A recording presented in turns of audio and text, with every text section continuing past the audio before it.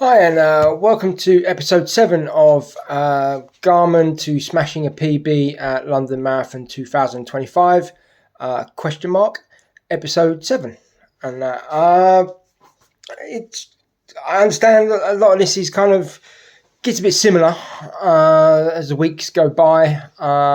It's a lot of base training, especially at the moment. We're getting the foundations done as I use Garmin to really hopefully propel me to a massive PB in London Marathon 2025.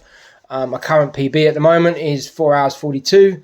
So we really want to really smash this record. And yeah, hopefully this will work. Already, if you've seen the other episodes and that, I'm running a lot more this time than last year. So I'm already putting a very good foundation in. So if we can achieve the goals, we have to wait and see, because I'm nowhere near that yet. Even pace-wise, it's going to be a very, very difficult journey. But it's the challenge of the marathon, and that's the challenge of this experiment with Garmin, really. It's keeping me on a balanced, steady, enjoyable run week. Just 5 runs this week. I'd say just 5. We're normally hitting around 5 or 6. Basically, most of it are base runs. So that's running at it's slightly higher than a level 2 that we all hear about. But it's the bottom part of a level 3, or zone 3, should we say. So we always hear about this. Oh, you can't run in zone 3. It's got to be zone 2, or if you go into 4 or 5s. And on your speed work, but Garmin doesn't really do that. It keeps me in zone 3-ish. We'll see if that works. I think it's just more about the recovery time and that. So I'm just kind of seeing about that. But I'm pretty committed to doing this challenge. And this experiment. I'm enjoying the consistency of running. And 5 to 6 a week. I love that. Garmin does change me a lot at the moment, and that gets a bit frustrating, and also gets me a little bit unsure. But it's obviously reading my body and that through the data that my Garmin receives during the night time and all that lot. But it's only an algorithm, so it's not always going to be 100% right.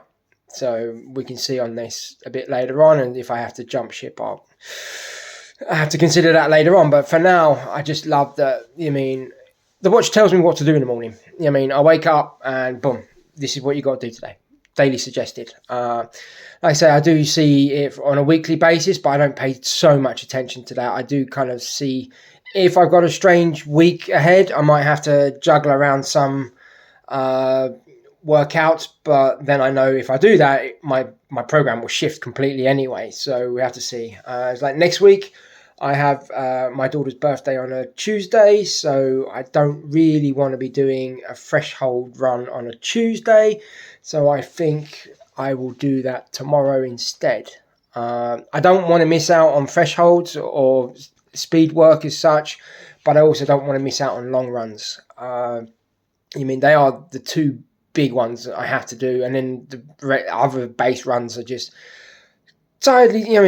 quietly ticking me over, which is, again, enjoyable, gets me out doing what I love doing. So it's great. So we'll crack on. Basically, Monday was a base run. Again, like I said, it was 40 minutes at 139 beats per minute. Managed to cover 7 kilometers in that. And basically, I ran around the place in Bergen Centrum. I'm lucky to work there, so finish work, run around like a big lake. There's a lot of runners doing this loop, and that managed to do that. Simple enough. Then job done, bus home. So that was Monday. Just a quiet 7k, gentle pace. And same again on the Tuesday. That was another 7k. Basically, it was 41 minutes-ish. Just looking at some of my data on the screen there, sorry. But that's only the total times. I do extend a little bit on my runs. But down here you'll see all the bits and bobs that I had once I've got all this video shoot done. So yeah, then I did the Borat Slug area, the estate area on the Tuesday. Tuesdays is the day I always had my kids anyway, so I wanted to just keep local and be done, really. Nice to get done. So that was another 7k, nice and simple. And then Wednesday was an extended base run, 1 hour and 5 minutes. And then I was at work, and I know I've done this distance, when I used to run into Centrum and back again doing marathon training. I'm not up to those peak distances yet, so I knew that was going to be a 10k run. So that's what I did. I ran home from work, and got basically all the way home, and 10 kilometers and 0.37. That was averaging, 6:17 a kilometer, so I'm quite happy with that. It's a base run. They're not sprints. It's hilly. So we do all of that, and it's just kind of ticking over. Heart rate does go up, obviously, when you go up the hills, and it goes down when you go down the hills. You can pick up the pace when you're going down, but it's your body doesn't really kind of know what's going on with the distances or the ups and downs. It just keeps pumping. So the main aim is to try and keep the heart rate a bit, but on going back to the Tuesday run, it was, I think, the first time I actually hit the correct average heart rate along all of the actual sessions. So I was very pleased with that one. And obviously very pleased with a nice run home from work. It's 10 kilometers. That's a good distance. I didn't run it, or I didn't race it, and that. It's 10 minutes slower, 12 minutes slower than what I did the other week when I joined the people in Bergen doing the route, and that of the Bergen Mila, and nice gentle pace home. And then that leads me on to, it was Thursday's run, and that, which was the tempo run, and we'll come on to that now. So with the Wednesday run, obviously 3 runs in a row, my watch kind of does throw me some spanners. I decided that it wasn't going to do the tempo run, and it was going to be a rest day, active rest day or whatever, so I took that knowing that the tempo run had shifted to the Friday. So I didn't jeopardize that. I just kept it calm on the Thursday, and then let's do this Friday tempo run. Wow, where do we begin? It was a run that probably, if I wasn't, a lot of this running has really produced and progressed my mental strengthening as well. I think if I was early in my training plans last year, I would have stopped this run. It was crowded on parts of the bits where I was just trying to get through right at the beginning. It's Centrum, it's town centre, Friday kind of early evening, and that people are still going home, and that, so I had to dodge around a few people on some narrow bits, and then basically it was 5 times 9 minutes at 156 beats per minute, with a 3-minute recovery down to 127. We know that doesn't really happen for at least a minute and a half, and then it was obviously a 10-minute either side, 139 heartbeat. So people were getting in my way on the 10-minute warm-up bit, and then let's go. The first section's uphill, and so that's pretty tough as we're running back, and or I'm running back, and then I did the first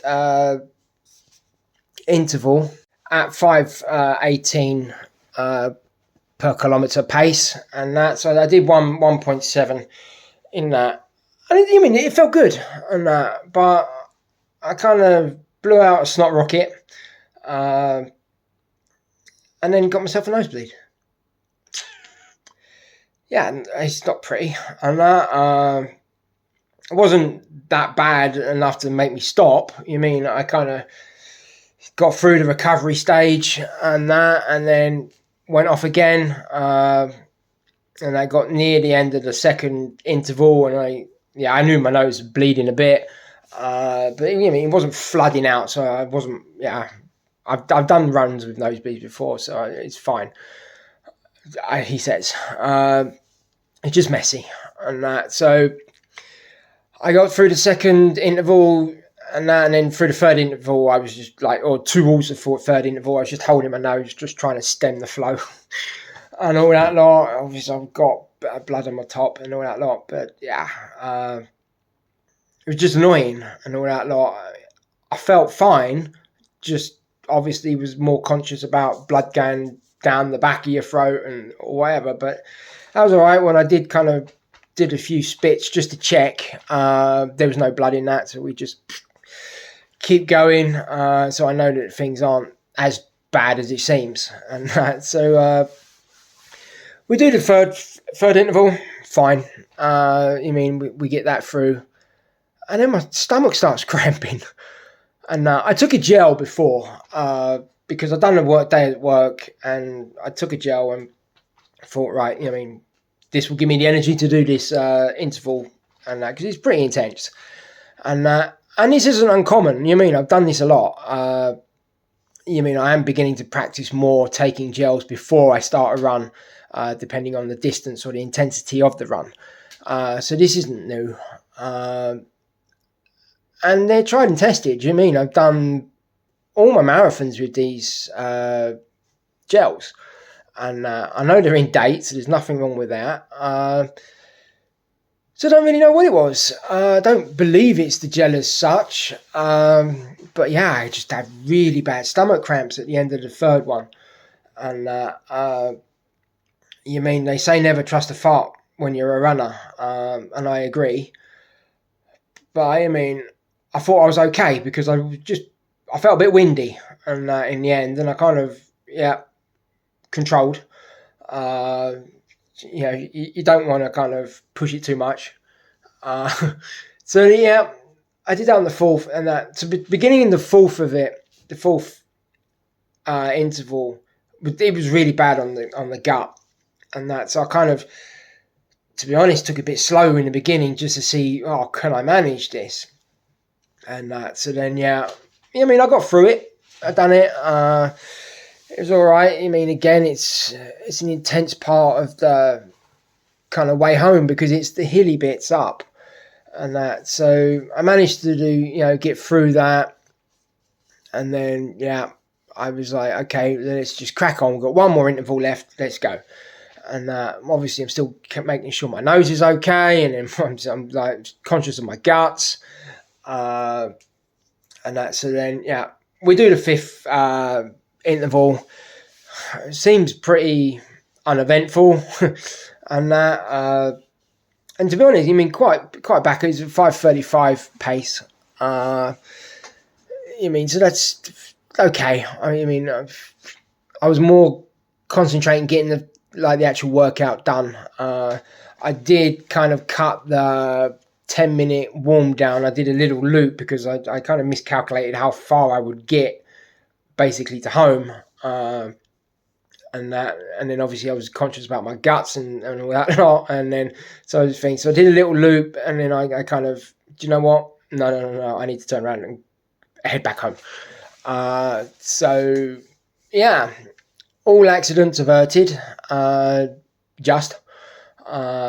that's it was a session, and that and I put it down there. Not every run will go as you plan it. And that is where your mental toughness comes in. And like I said, I think if I had done this run last year, I don't think I would have finished it. I think I probably would have stopped.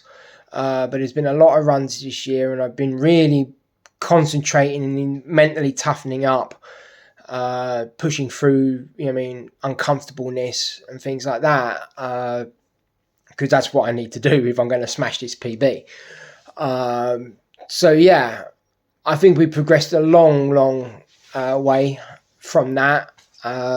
So yeah, I was happy to get that session out. But then, I mean, with that, it did throw up changes again to my my plans. I was supposed to do a longish run on the Saturday, but no, it gave me a rest day again, active rest day. So to be honest, I took that. But what I did do is I have brought some resistance bands, and that which I found, I mean, quite cheap actually. So I was quite happy about that. And so I'm starting doing some resistant bands training on my legs, and that's obviously want to make sure I don't have this runner's knee kind of syndrome come back again. So I pushed that strengthening there still, and that. So I did some of that, and yeah, I could feel that. I mean, it's working out there. And then that was the rest, and that. So then we come on to the Sunday, which is obviously the last day of the running week for me. And then obviously sets up to do this video. So Garmin's obviously swapped me about a little bit, as usual. I don't know if this sticks just because it's the building phase and that, but we'll see if the actual marathon training in 16-week training plan / normal training kind of gets a bit more rigid. And there's a lot of ups and downs and changes, but it's all affected by my sleep and the heart rate, so it's just looking after me, I guess. So I wake up this morning knowing that like my runs have changed again, expecting a 45-minute run on 139. Woke up and sleep was poor again, apparently. And it threw me on a 1 hour 16 base run, 139 minutes. So that's kind of what we're doing now. We're at the early stages, pretty much coming into 2K now, and that. So I'm gonna, just on 2K. So I'm just gonna run to the racetrack, do a couple of loops, depending on how much time I need to get back, and then just jog back. So yeah, I mean, we'll see how it all fits in next week, and that you'll see on the video a bit later. We'll talk about that. I kind of just wanted to get a bit of a running video in, because I understand it can probably get a bit boring just watching the videos and that from me sitting in my living room. So I'll get this run out, unexpected base run, well, unexpected time, so that's great. I do like the longer runs and that. I mean, you would have heard about how brutal the tempo run was on Friday, sorry. Glad I took the Saturday as a rest, and that's kind of helped out because it's pulled up my my long run, well, my base run to a longer run. So yeah, I mean, we'll talk all about that in a bit. I'll catch you later. So yeah, you saw me on the run. Then yeah, the finished run results is 13 kilometers. I did that in a time of 1:21:48. So I did slightly over again, like I say, but it's more of a point of just getting me home. I mean, I wanted to do, as I was running around the race course and that, or the racing track. I mean, I went 5 times, so that gives me 2K there. It's interesting that you do see when I hit that race course, because all my kind of stats just level out. I mean, my pace kind of stays the same, my heart rate stays the same-ish. Obviously, the vertical ups and downs stays flat because I'm just on a race course going round and round. So it's always good to see that on the actual data as I look at it, and that. So you mean I could have left a bit earlier there, you mean, and plod on home or whatever, but I I know, a lot of people say to me, "Oh, it's so boring going around in loops and loops and loops." I'm kind of used to it, and I think it is again a great way to mental toughness. It keeps you going like that. Just it's not boring, and but it strengthens you. I run with music in my ear. I only one pod's not working properly, so I just use one, and I'm getting used to that and that. But you kind of just drift out of it. You're more interested in just running and that. And I'm not bored. It's not boring. Music doesn't keep me going anymore. It did in the beginning. I'm not gonna lie, but now I've got this real big enthusiasm to run and just want to run and do well and just focus on that. The music is uplifting, and I have this very specific playlist I have. It's just a playlist that has music for me, and it's any genre. Just any music that I like that just keeps me going. It's not done on specific beats or whatever. There's classical music in there. Obviously, the London Marathon theme tune. There's soundtrack bits for the music, films. There's songs that my kids have kind of really got me inspired. I'll kind of listen to that we enjoy. So it's just a whole noise, really. It goes from the Prodigy to Iron Maiden to Black Sabbath to Darude. There's some Alan Walker on there.